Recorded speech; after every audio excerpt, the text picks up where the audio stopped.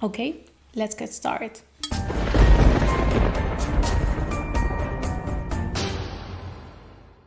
Hey horror freaks, welcome back to my channel. My name is Amanda. If this is the first time here, don't forget to subscribe and hit the bell icon so you can get notification every single time that I post a video, and I post every single week. You can see from the title, today's video is going to be finally my full review with spoilers of Orphan First Kill. This is the prequel of Orphan of 2009. It really has, in my opinion, one of the best plot twists in horror. Now, as always, all my reviews are with spoilers. If you don't want them just to see if this was worth it or not, on the description box down below, there you're going to find my spoiler-free review because I like to give you guys the two options. So giving that little talking disclaimer ahead, let's get into the video. Now, Orphan's first kills follow after escaping from an Estonian mental institution. Lena Claimer travels to America by impersonating Esther, the missing daughter of a wealthy family. But where the mask starts to slip, she's put against a mother who will protect her family from the murderous child at any cost. Now, I was took by surprise with this film, being completely honest. While by moments, and definitely the first part of the film feels like a copy of Orphan of 2009, once the plot twist is set, that is pretty early on the film, since you could be expecting plot twist most likely at the end. Since it's so early on the film, it takes a turn so far from what we saw on the first film in that formula that it feels like a different film.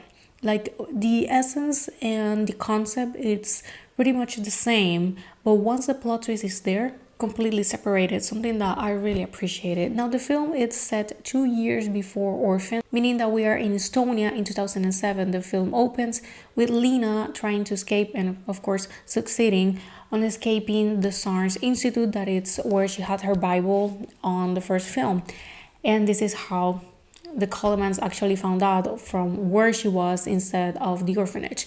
Now we see the scene that was leaked of her on the swings in the middle of the night and a police officer approaching her, and by then we are in Russia. She travels to Russia and she says that she's American and that her name is Esther. She looked on a computer for missing childs in America and she found someone named Esther that was around the same age as her. Well, she's supposed to be, and since they look alike, she is going to play the part of being Esther. Now, Julia Stiles' character is Trisha, that is going to be the mother. She was a surprise on the film since we are used to see her in different roles. Seeing her as first as the mother and then her character is the one that brings the plot twist, I was like, what? I don't mind. Like she fooled me. Like I really believe her. Because that woman, you think that Lena, it's bad. This woman is the worst. So at first we have these first interactions with the family. Of course, a little bit awkward since now Lena, well, Esther has an accent. She is different. Now she paints. She dressed completely different. Of course, she's acting differently for obvious reasons. Because the only thing that we know at first is that Esther got lost 4 years ago. And they have been trying to find her, and somehow she ended in Russia, according to her.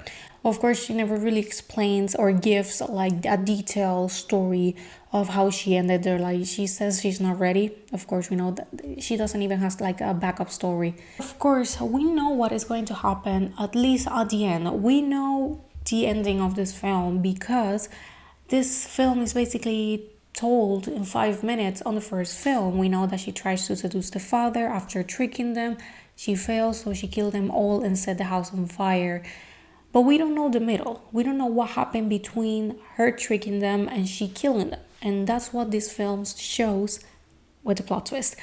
Now we learn also on this film that her ability to paint with the neons and hiding things in painting, she got it from her father because he's a painter. And the mother, that is Trisha, she works with charity and that type of stuff. But of course they're wealthy. The house is gorgeous. They live in Connecticut. So at first, like I said, they have weird interactions. She's brought to therapy, but the detective that was investigating the case, he doesn't believe that she's Esther. He's able to sneak into the house at some moment and he takes something from her room so that he can get the fingerprints. He gets them, of course, they don't match. But Lena slash Esther appears on his house and kills him.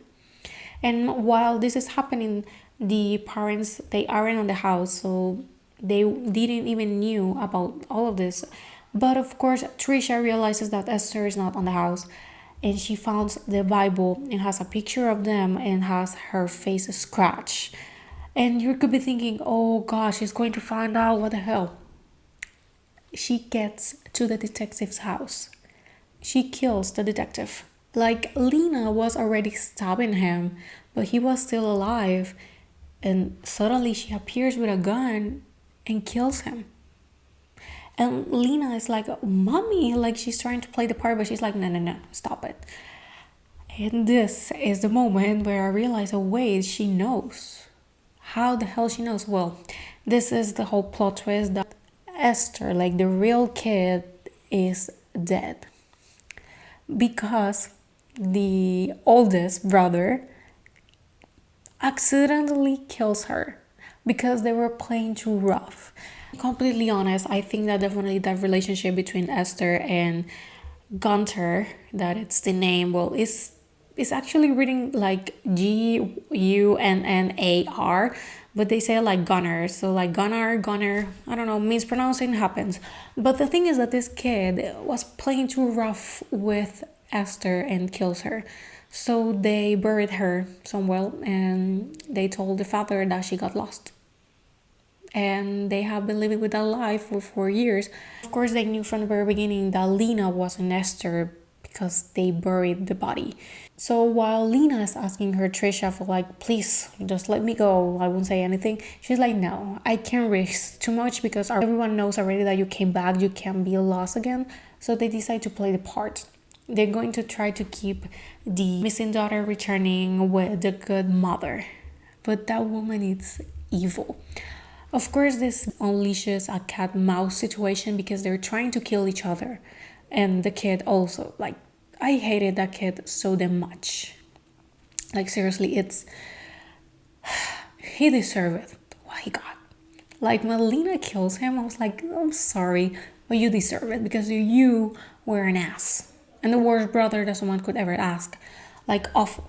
And I feel so sorry for the father because he's so happy that he has his daughter again. And he's believing the whole thing.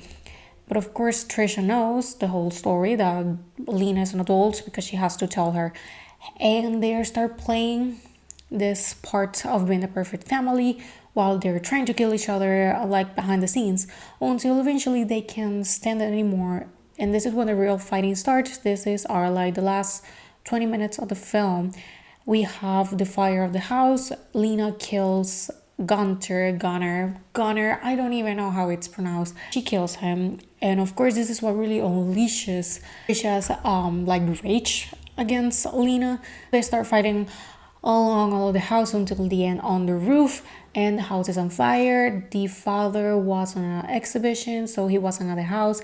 He arrives, everything is on fire. He sees his daughter and his wife hanging from the ceilings, and he has to save one, like he needs to choose. He decides to help Lena, so Trisha dies.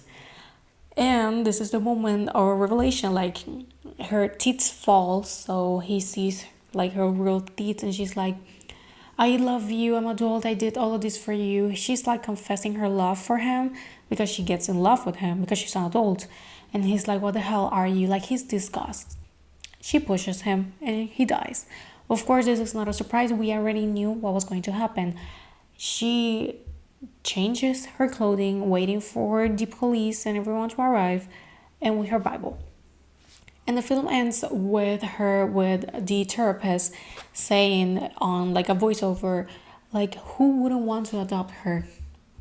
Honey, I know a lot of people who wouldn't want to. And that's how it ends. Now the film is 1 hour and 38 minutes. It definitely feels a little bit longer, but I don't really mind because I feel like it was enough time for develop the story and the whole plot twist and everything.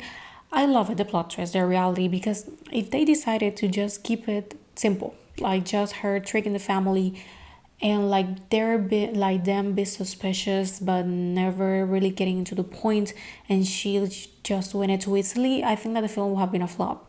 But I think that the plot twist really added because this made them equals. Like, it's not the same with the Colemans and Vera Farmiga's character, where you can really feel like she's the victim. You feel sorry for what is happening into her family.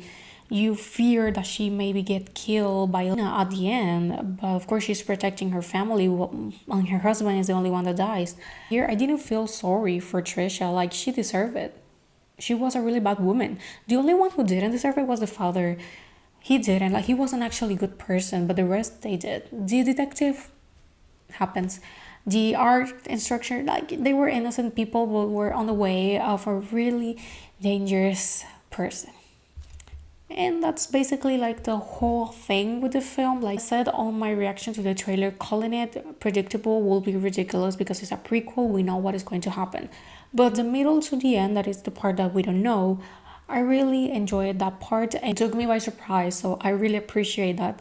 I don't feel like the film is excellent, but definitely I think that it's worth the wait and actually has even better reviews than Orphan. So I prefer the first one, but I think that this one is good.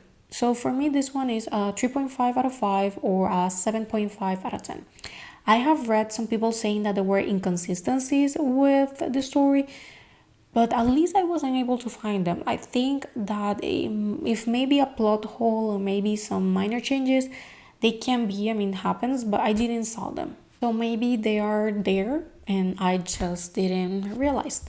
But well, also one more thing. The film, it gets a little campy at times, but the film is aware of it. So it's enjoyable and it's funny. I'm not gonna lie. There were some funny scenes. I'm not gonna lie. But well, I think that this is all. Thank you so much for watching. Let me know what you thought. Do you like it? You didn't? The film is available on Paramount Plus and also on Amazon Prime Video where I watch it since I don't live in the US and Paramount Plus is only available on the US. So I watched it on Amazon Prime Video. It's there available to rent or to buy. So you're going to have more than one option to see it. And well, thank you so much for watching and I'm going to see you guys on my next video. Bye.